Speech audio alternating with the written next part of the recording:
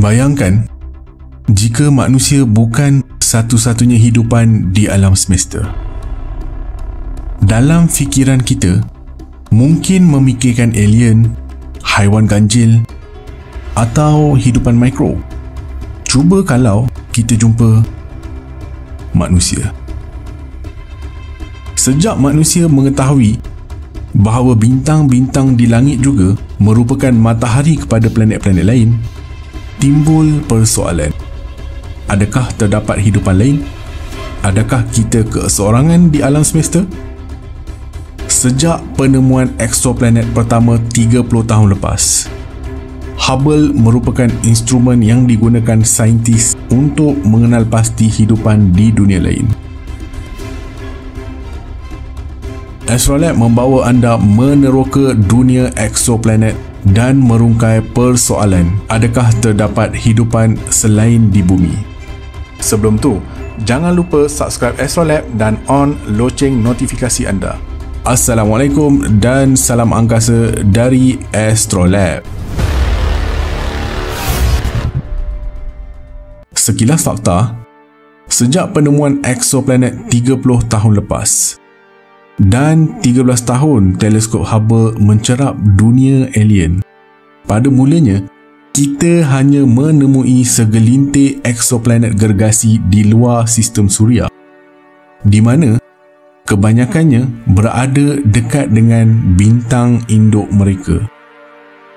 Tetapi pada hari ini, kita telah menemui lebih dari 4,300 eksoplanet. Mereka terdiri dari pelbagai saiz dan mengorbit dalam jarak yang berbeza-beza.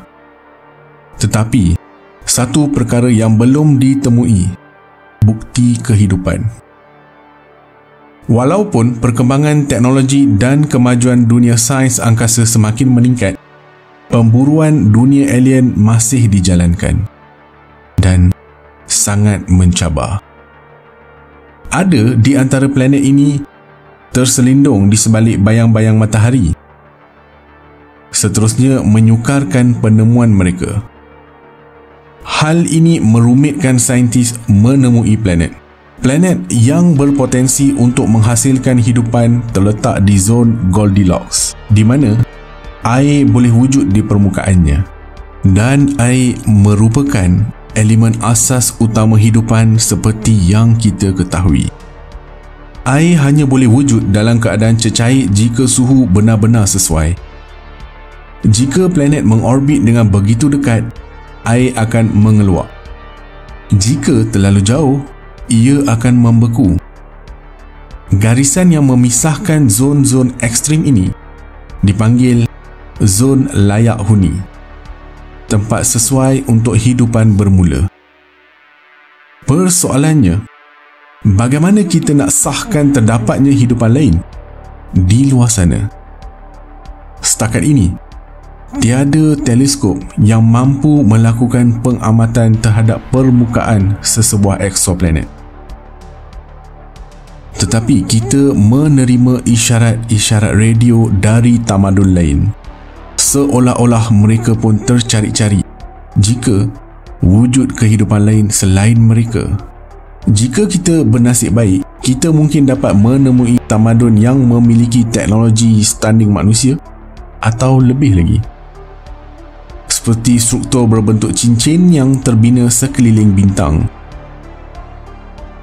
Walau bagaimanapun, mengesan tamadun seperti itu hanyalah satu teori.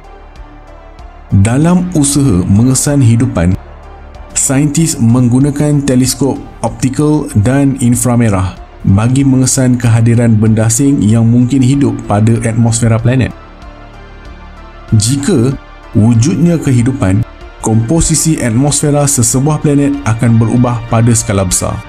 Oksigen di planet tercinta kita terhasil menerusi kehadiran organisma mikro. Jika proses yang sama berlaku di planet lain, kita akan dapat mengesannya menerusi spektrum planet tersebut. Para pengkaji bintang kini menggunakan teleskop Hubble untuk mengkaji atmosfera eksoplanet yang telah diketahui. Hubble telah mengesan dunia-dunia alien sebelum ini, di mana ia membuka lembaran baru dalam penemuan exoplanet. Data yang diambil dari teleskop akan digunakan untuk mengkaji ciri-ciri planet. Dengan kemajuan teleskop angkasa dan bumi, kita mungkin semakin dekat dalam menemui tanda-tanda kehidupan di alam semesta.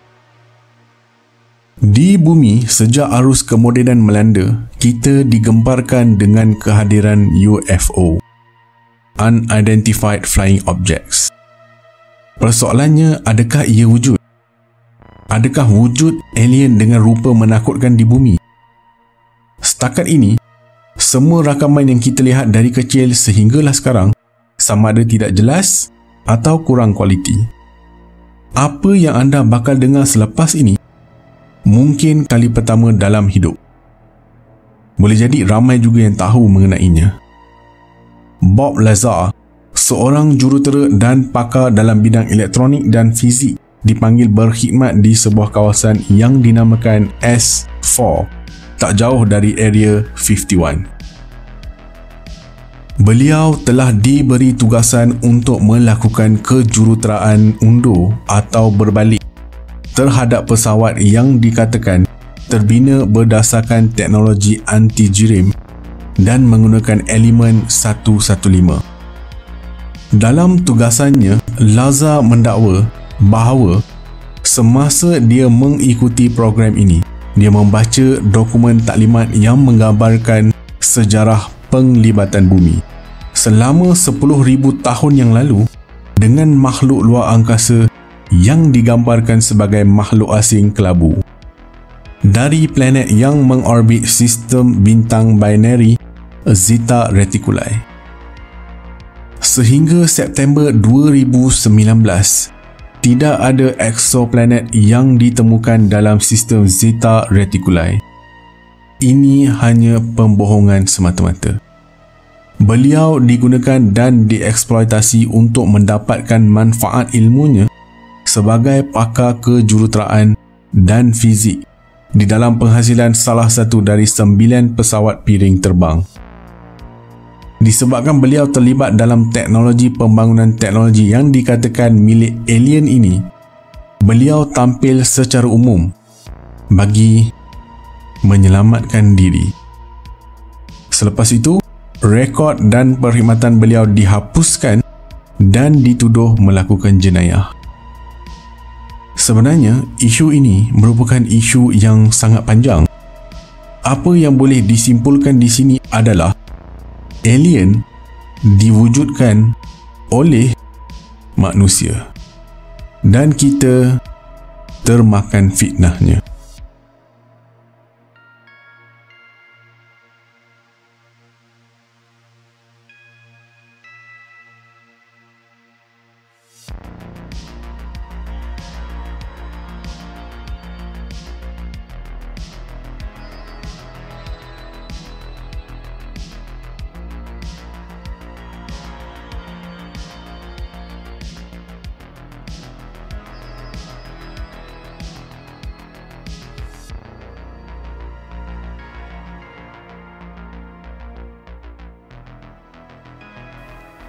Well, I really don't want to talk about that. The